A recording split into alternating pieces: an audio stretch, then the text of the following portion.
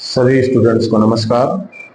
प्रस्तुत वीडियो सामान्य ज्ञान इतिहास से है, जिसमें जीके के साथ जीएस को भी कुछ हद तक सम्मिलित किया गया है। आप लोगों से विनम्र निवेदन है कि कृपया इस वीडियो को देखें, पूरा देखें, स्किप ना करें। साथ ही अपने कमेंट के द्वारा हमारी कमियों से अवगत कराएं।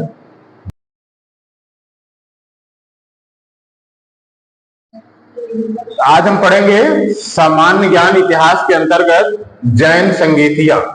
ठीक है, सबसे पहले बात है जैन संगीतियां थी क्या, इसका उद्देश्य क्या था? जैन संगीतियां थी क्या और इसका उद्देश्य क्या था? तो ये एक प्रकार से जैन विद्वानों का एक संगम था। ठीक है, और इसका उद्देश्य ये था कि जैन धर्म की जो शिक्षाएं हैं उन पर विचार विमर्श हो और सही क्या है उसके बारे में ग्रंथों का जो संकलन किया जाए। ठीक, तो इसी उद्देश्य से जैन संगीतियों का आयोजन किया गया था। हम यहाँ सामान्य ज्ञान की क्लास में हैं, इसलिए केवल सीधे से जैन संगीतियां कब हुई थी और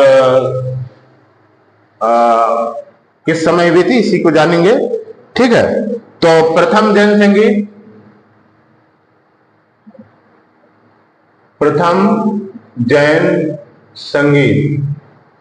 प्रथम जैन संगीत कब हुआ था? ठीक, प्रथम जैन संगीत, ठीक, प्रथम जैन संगीत ये हुआ था 300 ईसा पूर्व पाटलिपुत्र में और अध्यक्ष थे स्थूलभद्र। 300 ईसा पूर्व कहां हुआ था?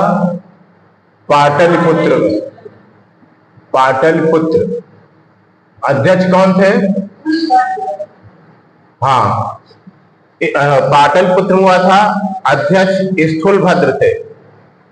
स्थूलभद्र, ये स्थूलभद्र कौन थे? ये दिगंबर वाले थे कि श्वेतांबर वाले? ये श्वेतांबर वाले थे, जो कि यहाँ पर जब अकाल पड़ा था तो दक्षिण नहीं गए थे और यहीं पर रह करके इन्होंने श्वेतांबर मत का प्रचार किया। ठीक, तो ये है स्थूलभद्र, ये प्रथम जैन संगीत के अध्यक्ष थे जो कि 300 ईसा पूर्व में हुआ था। ठीक, दूसरा द्वितीय जैन संगीत, द्वितीय जैन सभा कह सकते हो या जैन संगीत। ठीक है, आप इसको जैन सभा भी कह सकते हो। ये कब हुआ था? 512 ईस्वी, वल्लभी गुजरात। हाँ, 512 ईस्वी, इसको आप छठी शताब्दी भी कह सकते हो, है ना। 512 ईस्वी और कहा हुआ था? गुजरात में, वल्लभी गुजरात। क्षमा श्रवण इसके अध्यक्ष थे। वल्लभी गुजरात अध्यक्ष कौन थे? क्षमा श्रवण। ठीक, क्षमा श्रवण इसके अध्यक्ष थे। ठीक है, ये हो गया जैन संगीत। जैन संगीत से उद्देश्य यही था कि शिक्षाओं का संकलन और सही क्या है उस पर विचार विमर्श, विद्वानों का विचार विमर्श। ठीक, बस फिर आगे हम बढ़ते हैं जैन धर्म के कुछ सिद्धांतों पर। जैसे जैन धर्म में त्रिरत्न क्या था? जैन धर्म में त्रिरत्न, जैन धर्म में त्रिरत्न। यहां पर कभी कभी हम भ्रम कर जाते हैं, जैन धर्म का त्रिरत्न अलग है, बौद्ध का अलग है। ठीक है, बौद्ध में क्या है त्रिरत्न?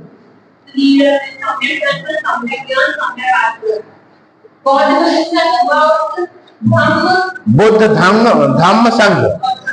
ठीक, ये बौद्ध में त्रिरत्न है। और जैन में त्रिरत्न क्या है? सम्यक दर्शन, सम्यक ज्ञान और सम्यक आचरण। ठीक, जैन में त्रिरत्न है सम्यक सम्यक दर्शन। ठीक, सम्यक दर्शन मतलब सही विश्वास। इसका मतलब क्या हुआ? सही विश्वास। और दूसरा है सम्यक ज्ञान, मतलब सही ज्ञान।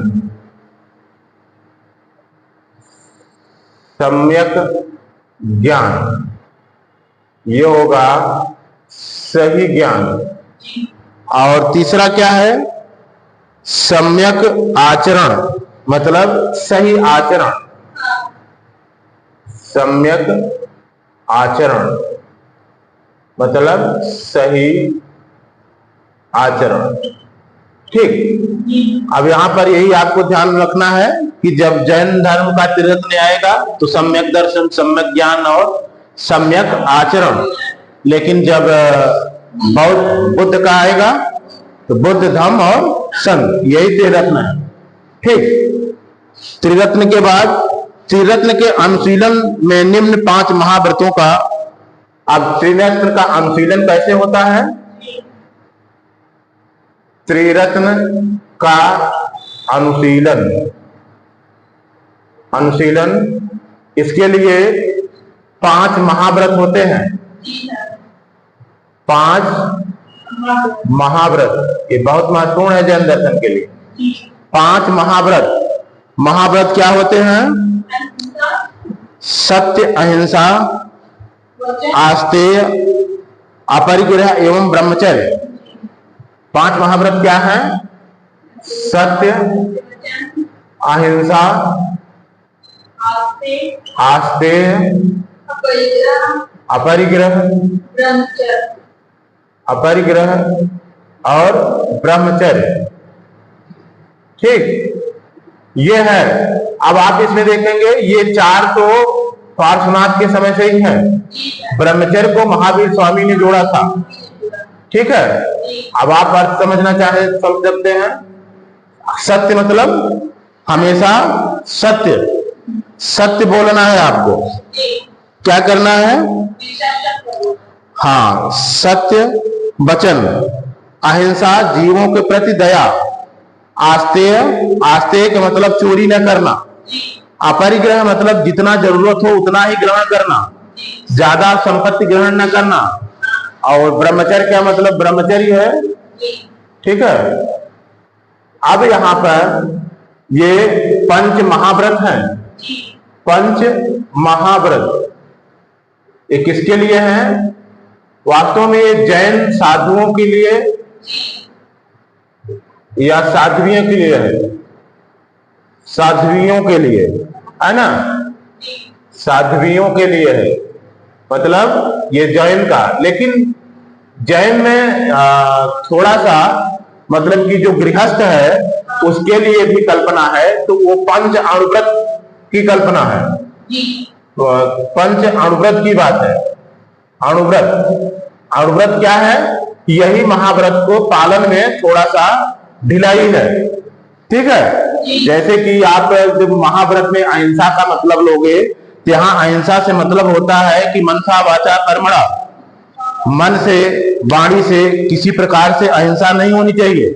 वहां पर अहिंसा, किसी को आप गाली भी दे दोगे तो वो हिंसा हो गई। ठीक है, महाव्रत में।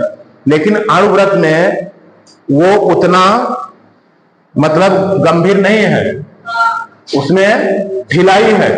इसी तरह आस्तेय में भी है, इसी तरह अपरिग्रह में भी है और ब्रह्मचर्य में भी है। ये समझ लीजिए कि अहिंसा के प्रति इतना ज्यादा मतलब ये जैन इतना ज्यादा वो है कि यहाँ पर कृषि करना या युद्ध करना ये सब प्रतिबंधित है। तो अगर ऐसी स्थिति आ जाएगी तो आम जैनों के लिए क्या होगा?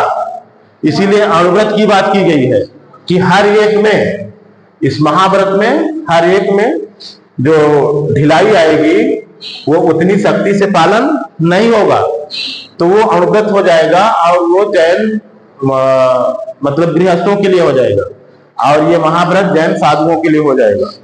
ठीक है, तो ये हो गया क्या? महाव्रत। ठीक। जैन धर्म 4 चरों शिक्षा, अन्न, चिकित्सा और आवास के सिद्धांत ने इसे लोकप्रिय बनाने में मदद की। जैन धर्म के 4 चर थे।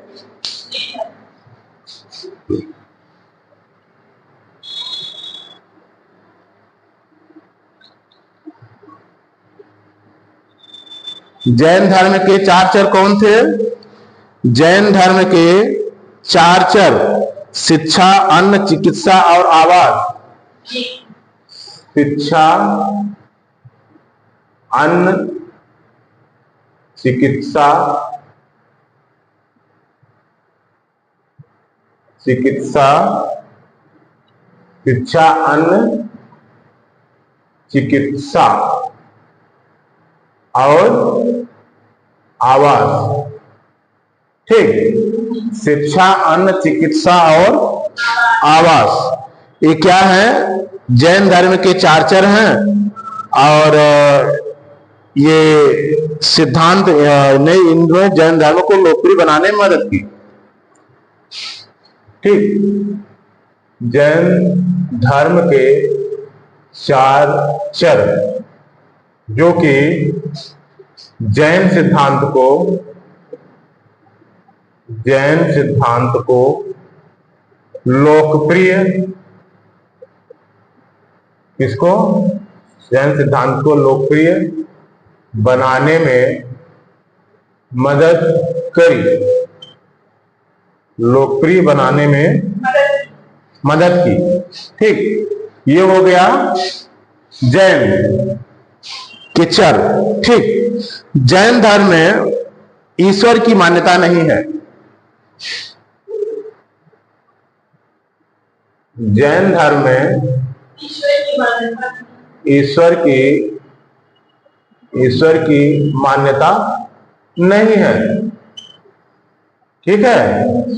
जैन धर्म में ईश्वर की मान्यता नहीं है, वेदों पर भी विश्वास नहीं करता, इसलिए नास्तिक संप्रदाय में आएगा, है ना? जैन धर्म नास्तिक में आएगा और ईश्वर की भी मान्यता नहीं है। ठीक।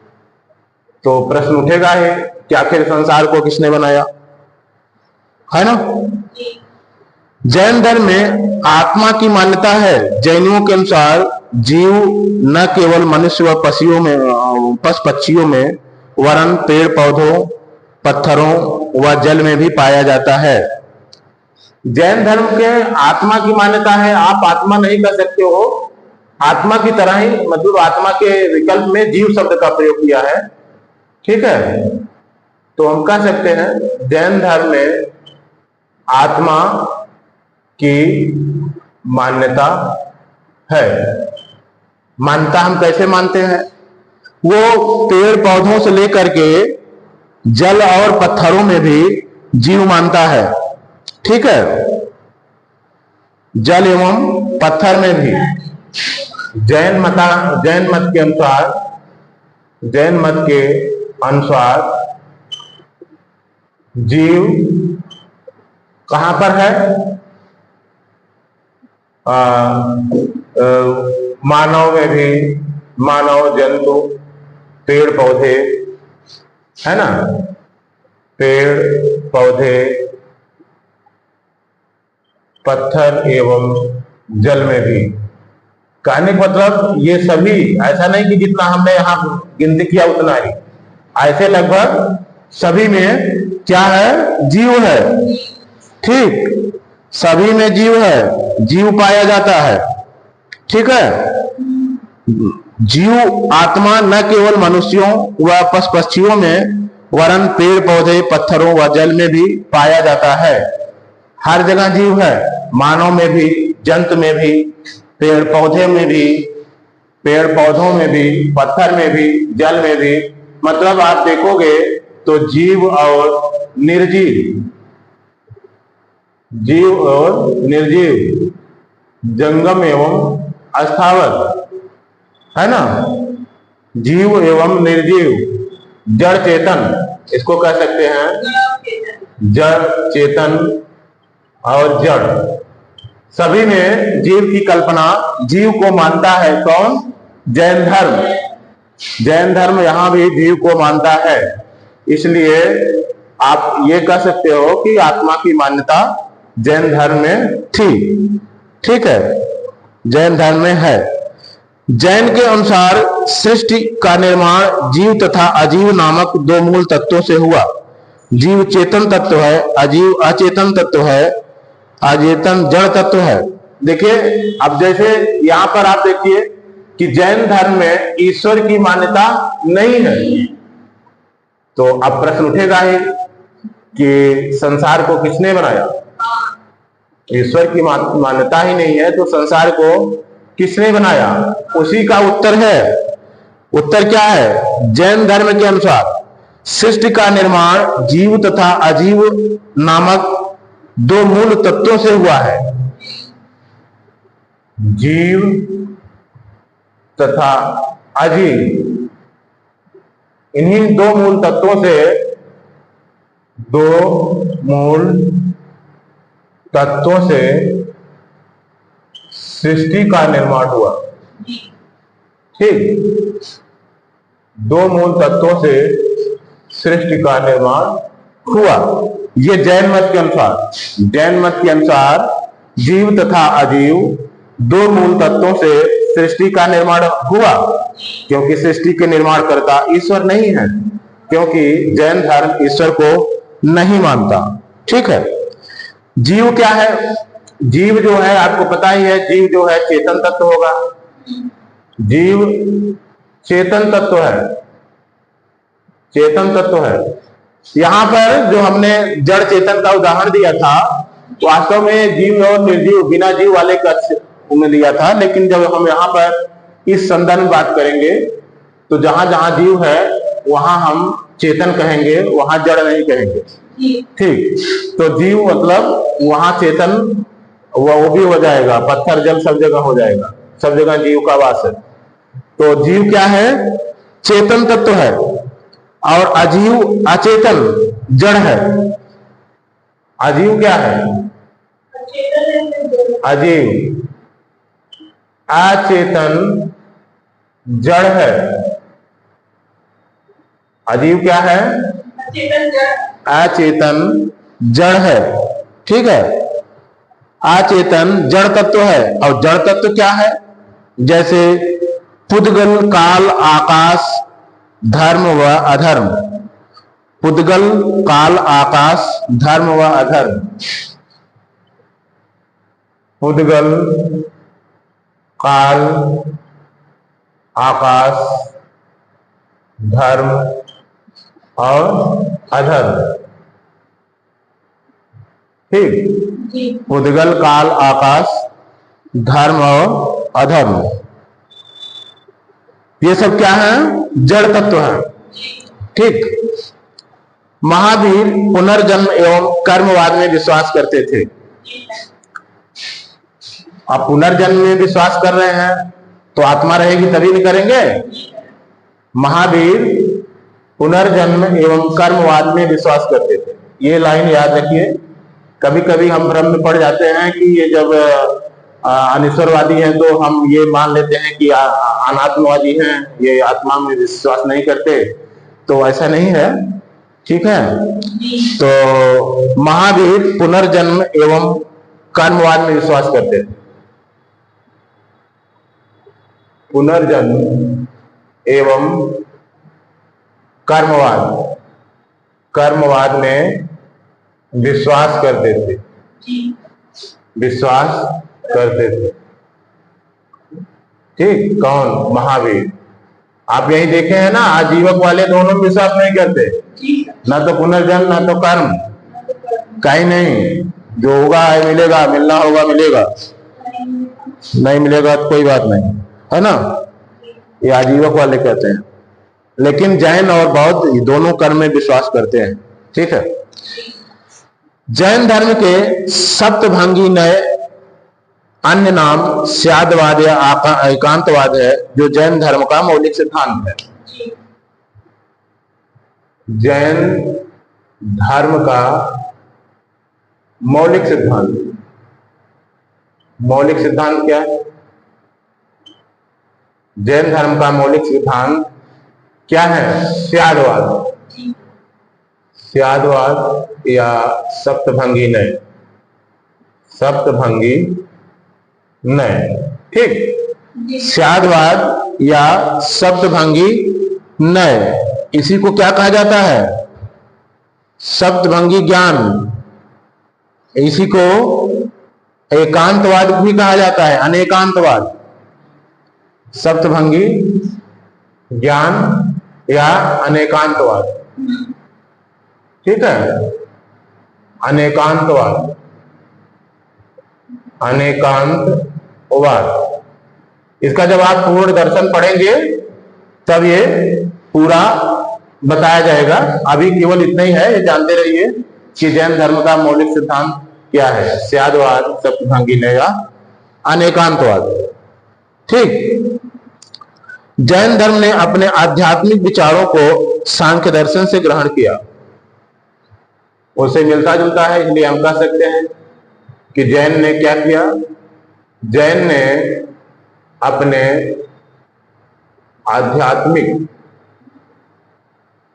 आध्यात्मिक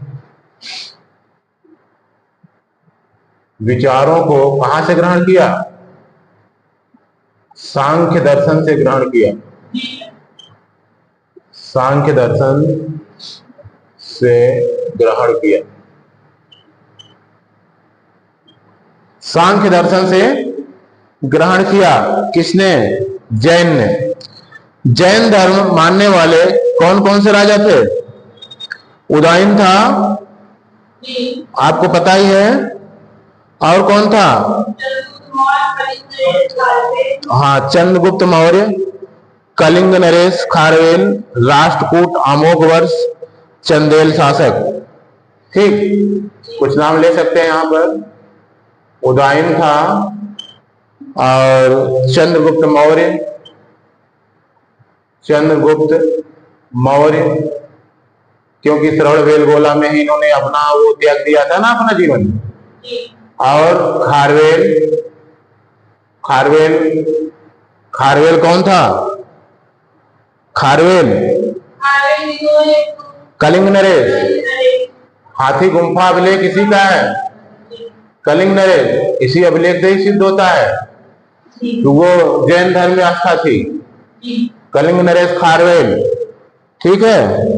और फिर इसके बाद है राष्ट्रकूट राजा अमोघवर्ष और चंदेल शासक।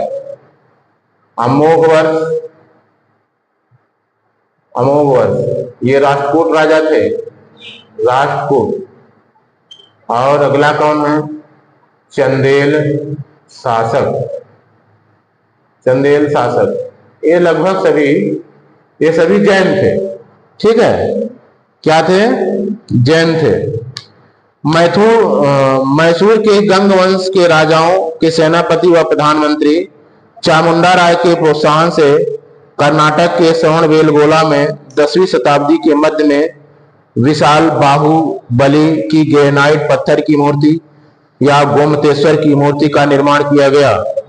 गोमतेश्वर की मूर्ति किसका निर्माण किया गया?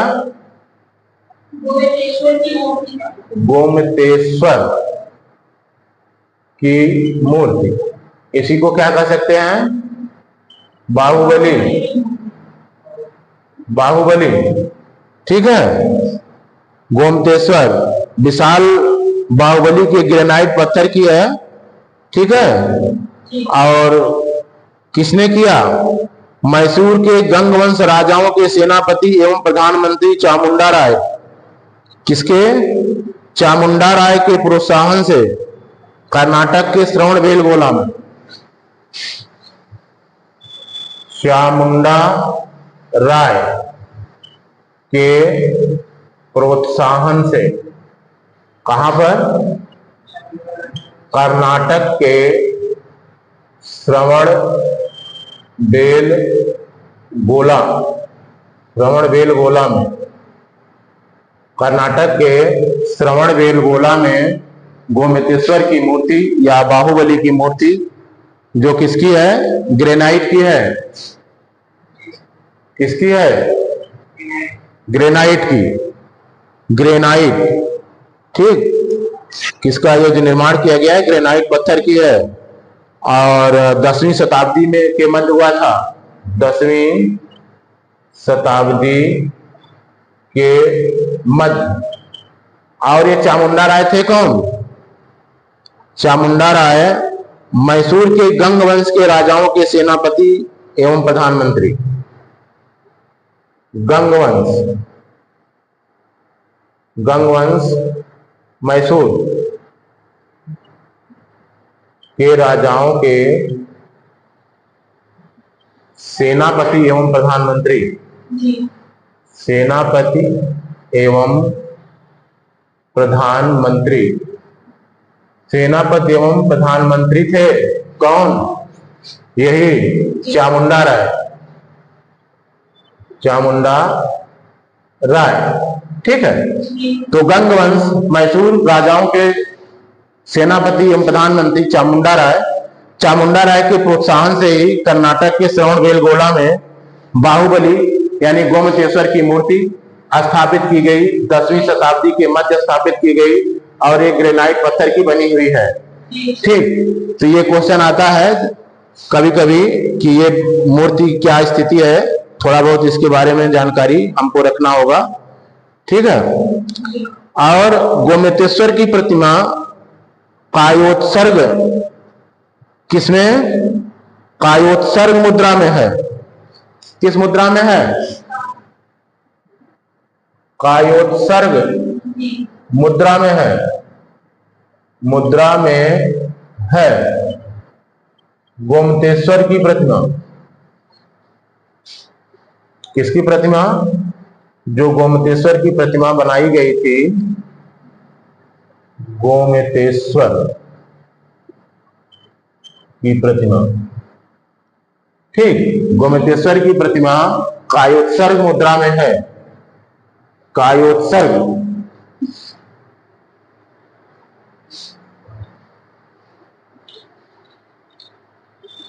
तो ये हुआ गोमतेश्वर की प्रतिमा। ठीक है, और महावीर तपस्या का ये इस मुद्रा में अपने चारों ओर के महावीर तपस्या की इस मुद्रा में वह अपनी चारों ओर के वातावरण से अनभिज्ञ हैं। ठीक है, इनके पैरों में सांप लपेटे हुए हैं। पैरों में क्या है? हाँ, पैरों में सांप लपेटे हुए हैं, सांप लपेटे हुए हैं, पैरों में सांप लपेटे हुए हैं। ठीक है, और ये मुद्रा जो है महावीर तपस्या की ये मुद्रा है। महावीर तपस्या की इस मुद्रा में वह अपनी चारों ओर के वातावरण से अनभिज्ञ है। ठीक, महावीर जो है तपस्या की इस मुद्रा में अपने चारों ओर के वातावरण से अनभिज्ञ है। उनके पैरों में सांप लपेटे हुए हैं तथा चींटियों ने मिट्टी के घरौंदे बना लिए हैं। यह भी इसमें दर्शाया गया है। ठीक है, चींटियों ने मिट्टी के घरौंदे बना लिए हैं, घरौंदे।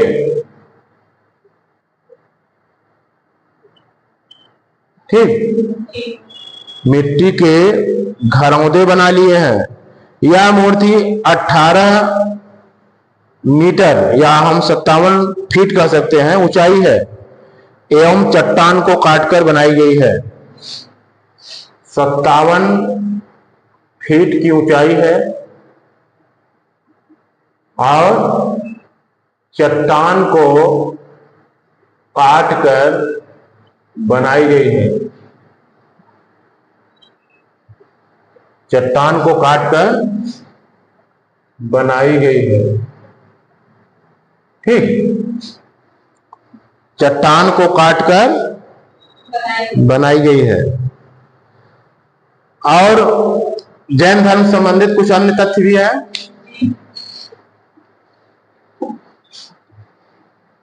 जैसे राजस्थान में मंदिर, कौन सा मंदिर राजस्थान में? माउंट आबू पर स्थित जैन मंदिर किसने बनवाया था?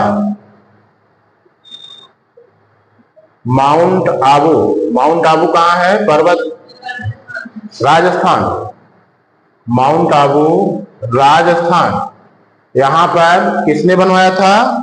विमल शाह ने। ठीक, जैन मंदिर ये विमल शाह द्वारा बनाया गया था। जैन मंदिर किसके द्वारा? विमल शाह के द्वारा। ये जैन मंदिर विमल शाह के द्वारा बनवाया गया था। फिर इसके बाद है काठियावाड़ गुजरात में पालिताना के निकट शत्रुंजय की पहाड़ियों में एक विशाल जैन तीर्थस्थल है। यहाँ एक साथ जुड़े हुए 20 मंदिर दर्शनीय है। कहां पर तीर्थस्थल है? शत्रुंजय की पहाड़ियों में, काठियावाड़ शत्रुंजय की पहाड़ियों में।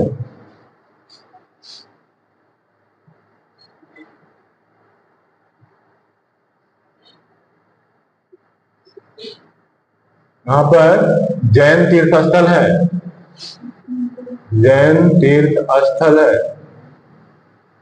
ठीक है। ये काठियावाड़ में है जैन तीर्थस्थल, ठीक है। और खजुराहो में जैन मंदिरों का निर्माण चंदेल शासकों द्वारा किया गया था। खजुराहो मतलब छतरपुर कहाँ है? हाँ, खजुराहो में जैन मंदिरों का निर्माण किसने किया था? हाँ, जैन मंदिरों का निर्माण चंदेल शासकों ने किया था। यह मध्य प्रदेश के छतरपुर नामक जिले में पड़ता है, ठीक, छतरपुर में। फिर इसके बाद है आधुनिक तमिलनाडु के पुदुकोट्टई जिले में स्थित सिथन्नावासल या सित्तनवासल गुफाएं जैन धर्म से संबंधित है। कौन सा?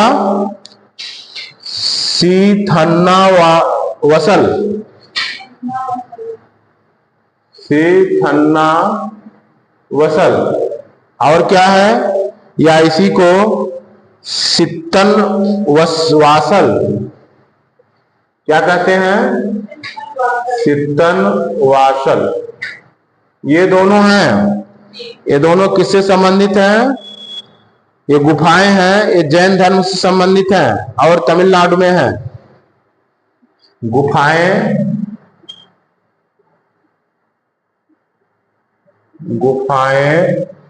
जैन धर्म से संबंधित हैं, जैन धर्म से, और तमिलनाडु में है, ठीक। जैन धर्म से संबंधित हैं और तमिलनाडु में है। तमिलनाडु के पुदुकोट्टई जिले में है। पुदुकोट्टई, इसको आप जिला भी याद कर सकते हो। पुदुकोट्टई जिले में है, तमिलनाडु के, ठीक है।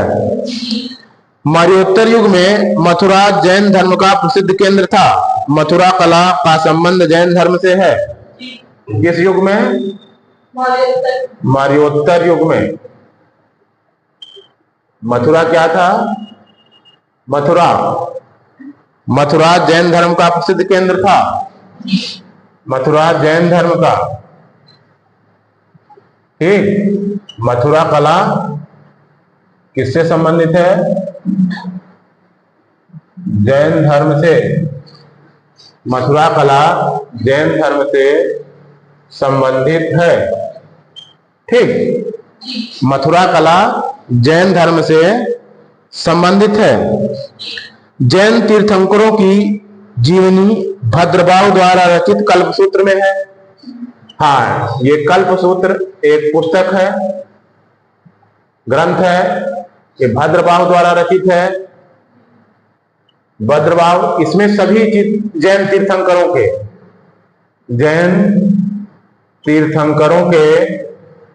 जन्म, निर्वाण, प्रथम उपदेश, इन सारी घटनाओं का जन्म और कब उन्होंने संन्यास ग्रहण किया, कब निर्वाण प्राप्त हुआ और कब प्रथम उपदेश दिया, ठीक है, सारी घटनाओं का वर्णन है। किसका?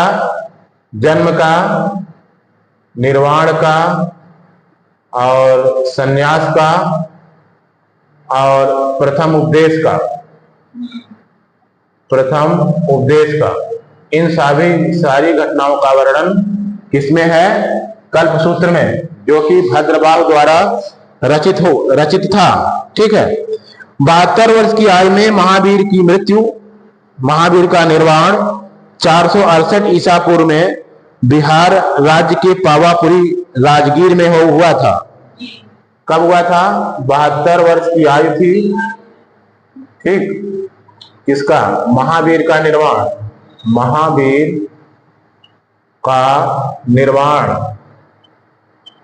महावीर का निर्वाण कब हुआ था? 72 वर्ष की आयु में, ठीक है। कब हुआ था? 468 ईसा पूर्व में, 468 ईसा पूर्व में। कहां पर हुआ था? पावापुरी में। पावापुरी कहां है? वर्तमान राजगीर में है। राजगीर कहां है? बिहार में है, ठीक। राजगीर में है। राजगीर कहां है? बिहार में है, ठीक है। मल्ल राजा सत्यपाल के राजप्रसाद में महावीर स्वामी को निर्वाण प्राप्त हुआ था। मल्ल राजा किसके? सत्यपाल के राजप्रसाद में। मल्ल राजा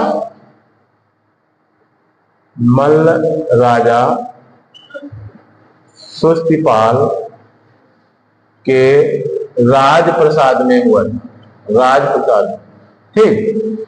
महावीर स्वामी को निर्वाण प्राप्त हुआ था। 6ठी शताब्दी से 9वीं शताब्दी के बीच बड़ोदरा के पास अकोटा, गुजरात एवं पश्चिमी भारतीय क्षेत्र में कांस्य की अधिकांश मूर्तियां महावीर, पार्श्वनाथ, आदिनाथ जैसे तीर्थंकरों की बनाई गई। इनमें तीर्थंकरों को एक सिंहासन पर विराजमान दिखाया गया। उनमें ये तीर्थंकर अकेले 3 से 24 तीर्थंकरों के समूह में प्रस्तुत किए गए। इनके अलावा कुछ प्रमुख तीर्थंकरों की शासन देवियों, ऐच्छिणियों की नारी प्रतिमाएं भी बनाई जाने लगी। चक्रेश्वरी आदिनाथ के शासन देवी एवं अंबिका नेमिनाथ के शासन देवी हैं। चक्रेश्वरी क्या है? चक्रेश्वरी, हाँ, ये चक्रेश्वरी कभी कभी 1-2 बार क्वेश्चन में आए हैं कहीं कहीं किसी परीक्षाओं में, तो केवल ये नाम जानते रहिए कि चक्रेश्वरी आदिनाथ की शासन देवी, चक्रेश्वरी आदिनाथ की शासन देवी, ठीक। ये चक्रेश्वरी आदिनाथ की शासन देवी और अंबिका नेमिनाथ की शासन देवी है। अंबिका नेमिनाथ